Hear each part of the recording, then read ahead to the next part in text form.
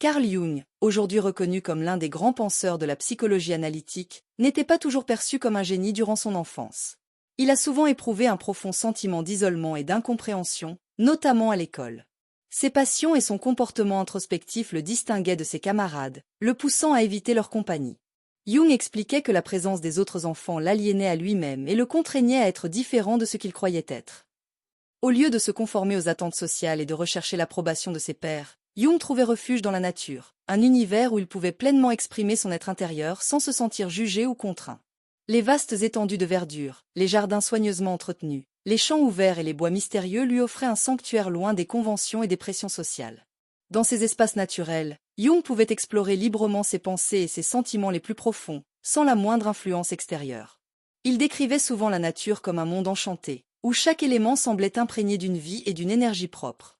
Pour lui, chaque pierre, chaque arbre, chaque plante était bien plus qu'un simple objet inanimé. C'étaient des entités vivantes, presque magiques, qui éveillaient en lui un sentiment de connexion et d'émerveillement.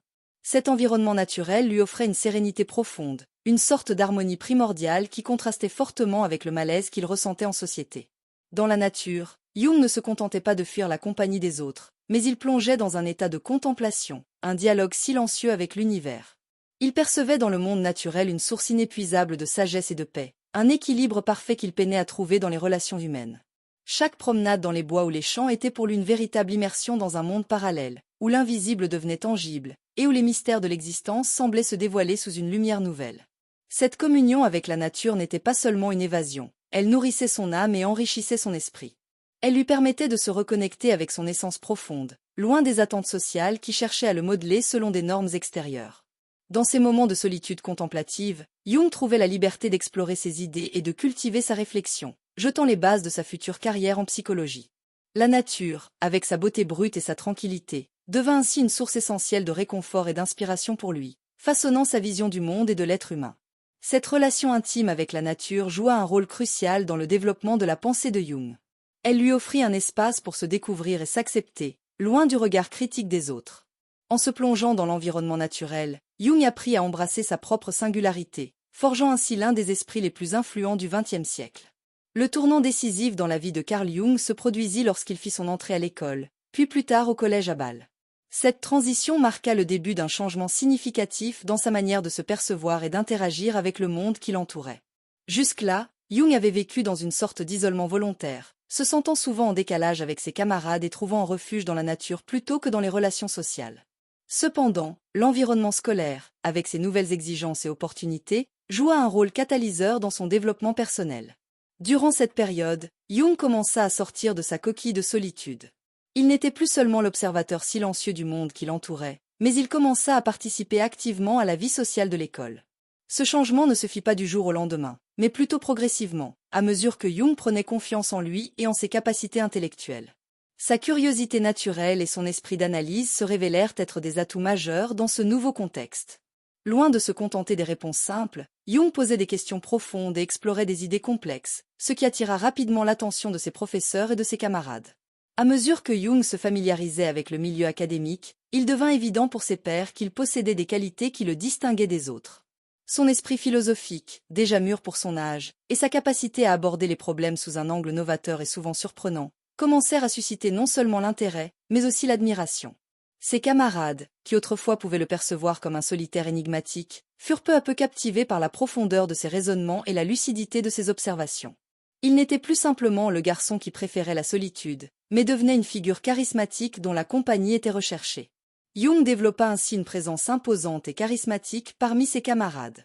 Il n'était pas seulement respecté pour son intelligence, mais aussi pour la sagesse et la maturité qu'il apportait à leurs discussions. Ses idées, souvent empreintes d'une réflexion philosophique profonde, résonnaient avec ceux qui l'entouraient, créant un cercle d'amis et de suiveurs qui voyaient en lui un leader intellectuel.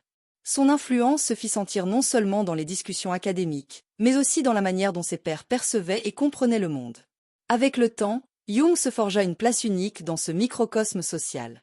Il devint une source d'inspiration pour beaucoup, non seulement à cause de ses idées, mais aussi grâce à sa capacité à articuler des concepts complexes de manière accessible et engageante. Ses raisonnements profonds et ses idées novatrices firent de lui non seulement un élève brillant, mais aussi un penseur respecté, même parmi ceux qui étaient plus âgés ou plus expérimentés que lui. Cette période de sa vie fut donc déterminante pour le jeune Jung. Elle lui permit non seulement de s'intégrer socialement, mais aussi de commencer à explorer et à affiner les idées qui deviendraient plus tard centrales dans son œuvre en psychologie analytique. Ce passage de la solitude à une présence sociale influente fut un prélude à la carrière exceptionnelle qui l'attendait, où son esprit brillant et novateur continuerait à captiver et à inspirer des générations de penseurs et de praticiens. L'histoire de Carl Jung est un puissant témoignage de la valeur et de la richesse inhérente à nos différences. En revisitant les premières années de sa vie, nous découvrons qu'il a souvent ressenti ses particularités comme des faiblesses, voire des handicaps, dans un monde qui valorisait la conformité et l'homogénéité.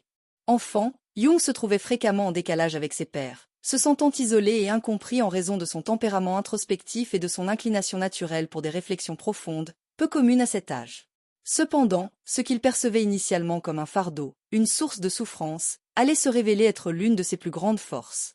Cette histoire illustre une vérité universelle. Les aspects de notre personnalité ou de notre vécu que nous considérons parfois comme des défauts ou des faiblesses peuvent, en réalité, se transformer en des atouts puissants. Ce sentiment d'isolement et de différence, qui faisait de Jung un enfant solitaire, fut le terreau fertile de son développement intérieur et de sa future carrière. En choisissant de ne pas renier ses différences, mais plutôt de les embrasser, Jung a pu forger une identité unique qui a non seulement enrichi sa vie personnelle, mais a aussi profondément influencé le champ de la psychologie. Les défis rencontrés durant l'enfance, qu'il s'agisse de rejet, d'intimidation ou d'un sentiment d'inadéquation, ne sont pas nécessairement des indicateurs de notre valeur ou de notre potentiel. Au contraire, ils peuvent servir de catalyseurs pour nous pousser à explorer des voies non conventionnelles, à développer des compétences et des perspectives qui nous distinguent des autres. Pour Jung, ces difficultés ne l'ont pas brisé. Elles ont, au contraire, renforcé sa résilience et sa détermination à comprendre le monde et lui-même. C'est dans cette perspective que l'histoire de Jung nous enseigne l'importance de la persévérance face à l'adversité. Lorsqu'il était confronté à l'intimidation ou au rejet, Jung ne s'est pas laissé submerger par le désespoir ou la colère. Au lieu de cela, il a puisé dans ses expériences difficiles pour nourrir sa réflexion et son introspection, transformant ce qui aurait pu être une source d'aliénation en une opportunité de croissance personnelle et intellectuelle. Cette capacité à transformer les obstacles en opportunités est un trait que Jung partage avec de nombreux autres individus qui ont marqué l'histoire. Elle montre que la persévérance n'est pas seulement une question de force de caractère, mais aussi de capacité à voir au-delà des apparences et à reconnaître la valeur cachée dans nos épreuves.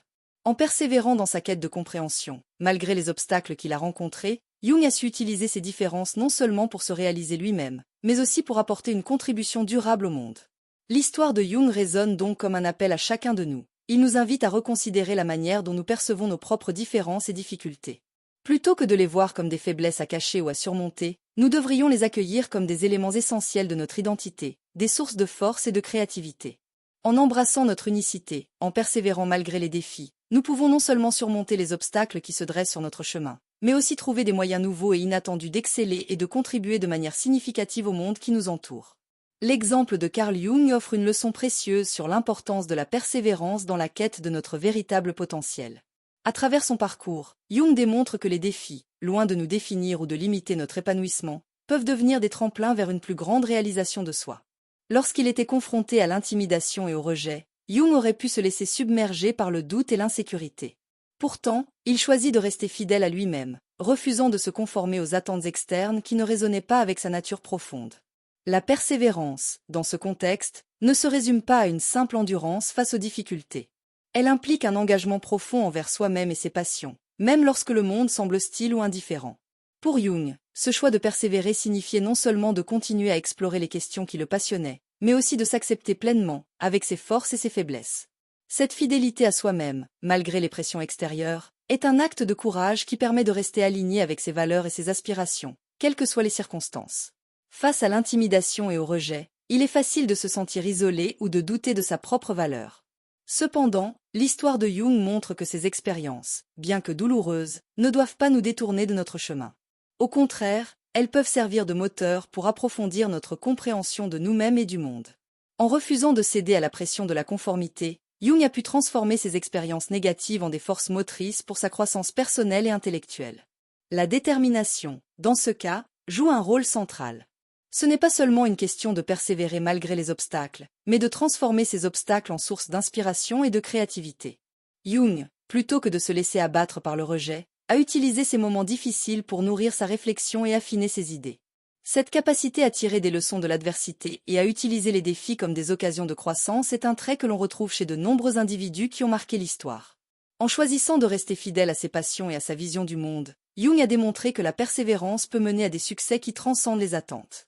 Il a transformé ce qui aurait pu être une source d'amertume ou de découragement en une force créative qui a enrichi non seulement sa propre vie, mais aussi celle de millions de personnes à travers ses contributions à la psychologie. Ce parcours nous rappelle que les difficultés ne sont pas des obstacles insurmontables, mais des opportunités déguisées qui, avec la bonne attitude, peuvent nous propulser vers de nouvelles réalisations. Ainsi, l'histoire de Carl Jung nous enseigne une leçon essentielle. Peu importe les défis que nous rencontrons, il est crucial de rester fidèle à soi-même et à ce qui nous passionne. La détermination à poursuivre nos aspirations, même en dépit des difficultés, est ce qui nous permet de révéler notre véritable potentiel. En embrassant cette persévérance, nous pouvons non seulement surmonter les obstacles qui se dressent sur notre chemin, mais aussi transformer ces défis en source d'inspiration, d'apprentissage et finalement, de succès durable. Dans une société qui valorise souvent la conformité et la standardisation, il devient d'autant plus crucial de reconnaître et de célébrer nos différences. Les normes sociales et culturelles ont tendance à encourager les individus à s'ajuster à des modèles prédéfinis, valorisant la similitude au détriment de l'originalité. Cependant, cette pression à se conformer peut étouffer la créativité et empêcher l'expression des talents uniques que chacun de nous possède. Il est donc impératif de créer un environnement où la diversité individuelle est non seulement acceptée, mais également encouragée et valorisée. Les talents et les perspectives uniques de chaque personne ne sont pas de simples traits distinctifs. Ils sont des contributions essentielles qui enrichissent les communautés et les environnements dans lesquels nous évoluons. Ces différences apportent une variété de points de vue, de compétences et de solutions innovantes qui permettent au groupe de mieux répondre aux défis complexes de la vie moderne. En embrassant la diversité, nous créons un tissu social plus résilient et adaptable, capable de s'épanouir face à l'incertitude et au changement. L'histoire de Carl Jung illustre parfaitement l'importance de valoriser ces différences. Jung, qui se sentait souvent en décalage avec ses pairs en raison de son introspection et de ses intérêts atypiques, aurait pu succomber à la tentation de se conformer pour être accepté. Cependant, en choisissant de cultiver ce qui le rendait unique, il a transformé ce qui pouvait être perçu comme un handicap en une force incommensurable. Sa capacité à voir le monde sous un angle différent lui a permis de développer des idées novatrices qui ont révolutionné le champ de la psychologie. Loin d'être des défauts, nos différences sont en réalité des atouts précieux qui contribuent à notre richesse personnelle et collective. Elles sont les fondements de notre identité, des sources d'originalité qui nous distinguent les uns des autres. Lorsque nous célébrons nos différences, nous reconnaissons la valeur intrinsèque de chaque individu et l'apport unique qu'il peut offrir au monde. Cette reconnaissance favorise un climat de respect mutuel et de collaboration, où chacun est encouragé à contribuer à sa manière à la croissance et à l'enrichissement de la société. L'exemple de Carl Jung nous incite à adopter une attitude proactive envers nos différences.